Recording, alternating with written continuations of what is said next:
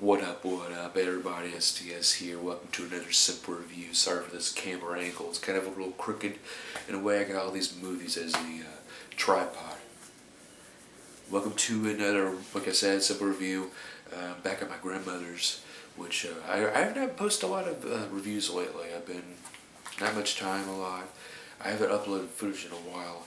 I still got some footage I haven't did since the last month and stuff.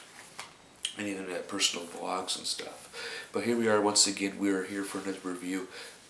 And we are here for Encino Man. Encino Man, part of the Nostalgia Collection. And when I say, I've said this before and I'll say it again every time. When I say from the Nostalgia Collection, it's basically all the movies and stuff that I have watched since I was when I was younger as a kid. And when I watch it, like when I was like 10, 12, even it doesn't matter, and then that's why I like to say the Nostalgia Collection. And it was a movie that I haven't seen forever, and I wanted to review it. I never reviewed it. This is one of the few like nostalgia movies. You got The Breakfast Club still. I got what else? Terminator 2. There's The Crow. Jack from Robin Williams. Hook. There's a lot of movies that I put from the Nostalgia Collection I want to see again. But here we're at the Encino Man, the cover right here with Brendan Fraser and Pauly Shore. Typically, Sean Astin's in here. Typical, these two geeky kids. They're with Pauly Shore and Sean Astin.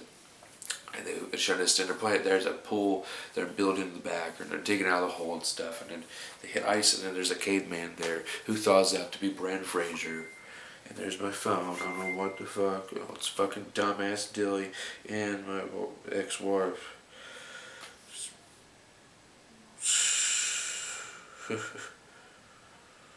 His face. I don't know. Sorry about that. But the fact came in and thaws out to be Brendan Fraser, who's they call him Link. It's funny. Very satire, and then they take him to school. They enroll him, which is kind of weird when they enroll him to school, because how can that happen when they don't have barely much information? Because you gotta have a lot of information to registration, and who gets in school like that? That's what I'm trying to say. He's at the party. He's at the party.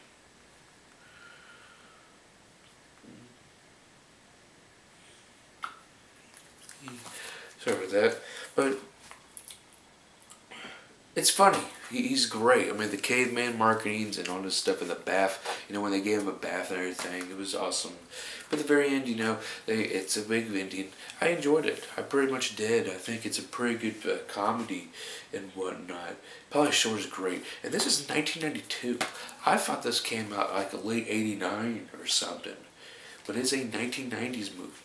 And I think when I saw, maybe the Stone Age is one of the, one of the previews. I think it's one of the movies, some of the movies that I've seen, I saw that because of the Stone Age and stuff. And I did that review. I did the Stone Age from 1994. But I think it's I saw the preview of this. No, because this was before. Fuck, I'm confusing. But Brendan Fraser's great. Sean Astin acts like he acts like a bitch. I mean, he acts, I want you, beautiful Link. Because he's so in love with Robin, his crush from, and they knew each other since they're young. Like, he's such a perv. And a stalker. As a stalker, there's a scene where he goes up to her, like, oh, remember we used to be naked together? And there's pictures of them when they were kids, when they were little toddlers. Who the fuck would want to say that to a girl, like, oh, I want to get in your pants and stuff? I wouldn't do that. That's fucked up. I think that's the most disturbing, stalking thing. Like, oh, remember we used to be naked? Remember when we were together?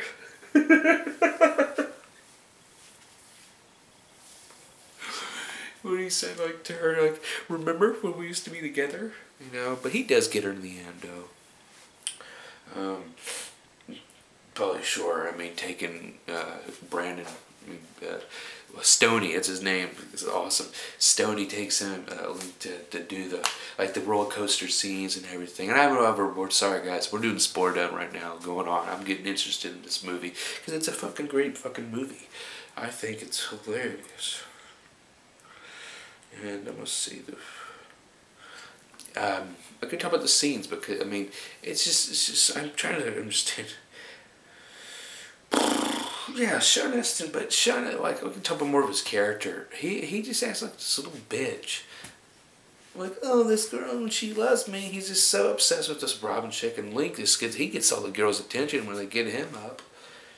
And one of the girls likes him. And Rose McGowan's in this film too. She plays, that's one of her early roles, which I didn't recognize that. See, I see this movie so many times, and look, you learn something new every day. Every time you watch the film. That's probably like my third or fourth, or probably my favorite time watching that film. Because I used to see it a lot. But yeah, they tell him, with the speaker part, they tell him, like, oh, language, like, gazanga, titties or gazangas. Like, there's a scene where he's like, ugh, gazangas. With Robin's friend Ella or something. I forgot her fucking name. But it's just fun. It's just level and great. Fucking eats dog food and shit. But I mean, it's just this fucking. It's just, and then you have the bully, which is Michael DeWeese. Hold on, I got the shit on here. I think that's his fucking name is. Yeah, Michael DeWeese. It's probably the legendary DeWeese family from shit. Dom DeWeese. Their dad, the chef or whatever. He used to be in movies with Mel Brooks and stuff. He's a prick on here, and he's a super dick. But he does play the part. But he doesn't. He looks like a prep fuck jock. A prep fuck jock. Because he doesn't look that much. He doesn't look very intimidating. He looks like a fucking frat boy, or like a fucking. He looks like a fucking past. Because look at this. He plays what the fuck's his name again? Fucking damn. Matt Wilson, and then the name sounds like shit. I mean, really, Matt fucking. You're gonna say Matt Wilson? Hey, Matt, quit it, Matt. You know. I don't know, but he was a fucking jerk. But he played the part that like Sean Astin. But Pauly Shore just played like the stoner. I thought he could be like cast as like the stoner, the friend, you know, the stoner kid, and shit. And then Sean Astin but they got cool because he built the pool. He did build the pool at the very end, where they had the party, where they had the Infectious Grooves play, Feed the Monkey. She liked to feed the monkey. She liked to feed the monkey. And then Link dancing and everybody else dancing. I like it. And at the very end, they find out that that there was a cave woman, which we don't know how that came to be. Unless that we can say now, here's my portion where after the movie ends, well we can do this is actually beforehand, because this is at the very end of the movie, because the woman, because at the very beginning of the film there has two cave people. He was one of them, and the other one was the woman. And then but she comes out later in the film that she was somewhere around there, and she was in the bathtub. And I'm like, well, how the hell? So, well, then again, girls are smart. I mean, women are very smart men. Well, for me, in my case, I'm not that bright. But they got her to look like a fucking babe. One of my favorite scenes is probably Pauly Shore and him, like, whoa, look at how she's looking like a hot. And then Link's like, die! Ah! It's like, dir, so like, like, aha, aha, aha. It was like a key word, like, for close friends, people be taking these jokes and they don't know what the fuck that means. But then we would know what it means. I like that.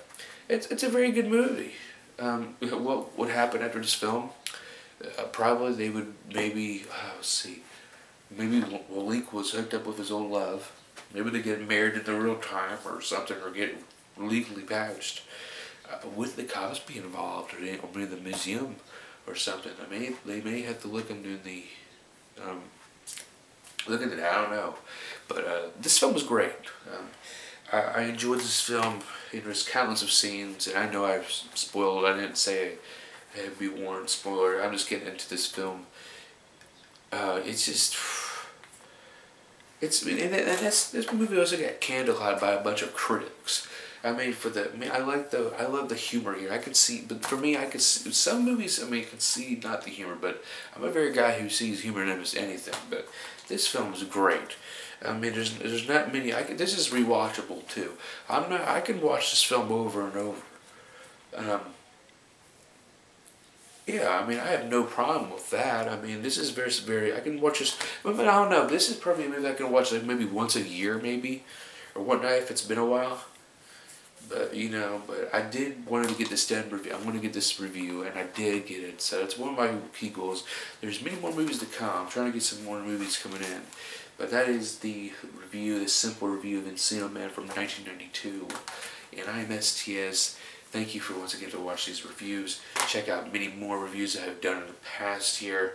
And just click like or comment if I'm a shitty reviewer or whatnot, or I'm stupid or whatnot. I don't give a damn. Thank you guys so much. Peace.